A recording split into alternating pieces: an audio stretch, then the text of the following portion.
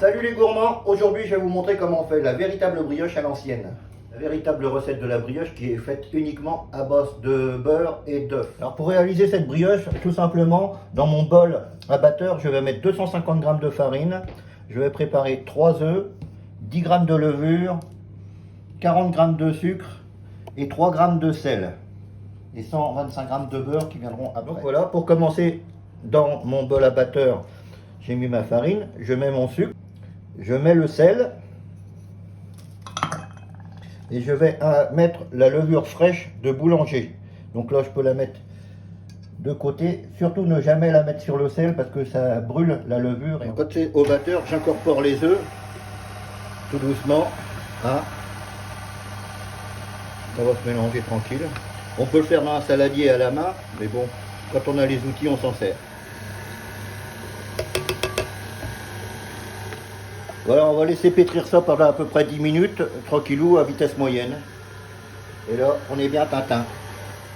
Voilà, maintenant que ça fait 10 minutes que ça pétrit, je vais incorporer mon beurre à l'intérieur. Donc je vais prendre mon beurre, d'accord.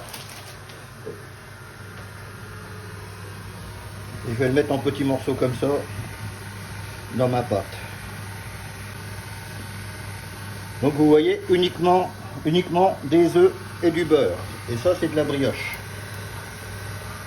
On va laisser retourner encore à peu près 10 minutes. Donc du coup, ça fait 10 minutes qu'elle tourne. Vous voyez, elle est bien filandreuse, bien souple. Donc on va l'arrêter là. Donc après, si ça colle un peu, c'est normal. J'hésite pas de mettre de la farine pour bien la décoller du bol de mon batteur.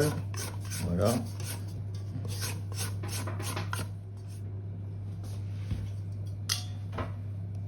Après, je vais la mettre dans le petit saladier.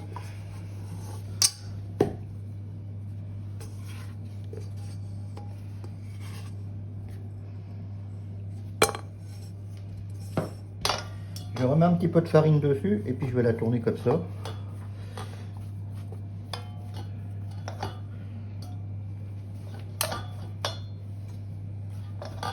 Donc ensuite, on va remettre un morceau de film étirable sur ma brioche, comme ça.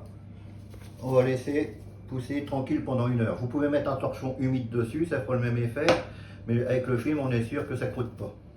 Bon, une fois que ma pâte a bien poussé pendant 1 heure à température ambiante, je vais la mettre au frais, à peu près pendant 3 heures. Si vous ne voulez pas attendre 3 heures, vous pouvez la mettre un petit peu au congélateur pendant une demi-heure, 3/4 d'heure. De toute façon, plus elle va être fraîche, après, plus elle va être facile à travailler. Moi personnellement, je la fais la veille pour le lendemain. Bon ben voilà, maintenant que ma pâte a posé à peu près pendant 3 heures, elle est bien fraîche, on va pouvoir la travailler. Je me suis préparé un moule, genre moule à cake.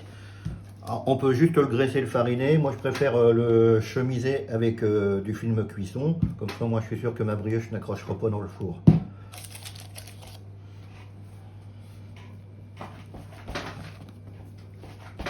Donc, je vais travailler un petit peu la brioche pour me redonner un peu de corps.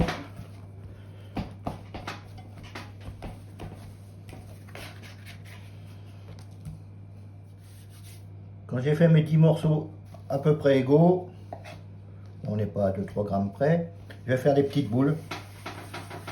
Donc avec le creux de la main, je mets un coup de farine, j'appuie bien dessus et je boule.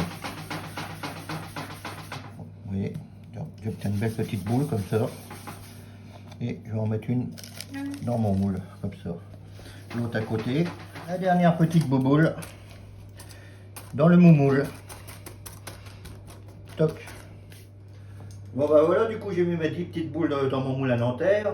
Il n'y aurait plus qu'à les dorer. Donc la dorure c'est juste un œuf, un petit peu de lait avec une pincée de sel.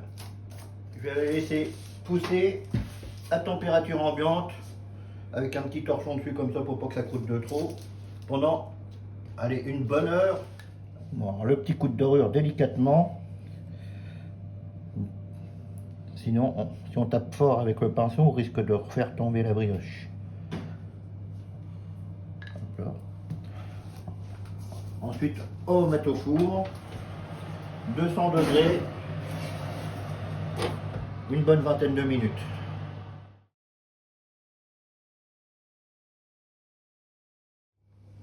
Et voilà, une bonne brioche traditionnelle, facile et faite maison.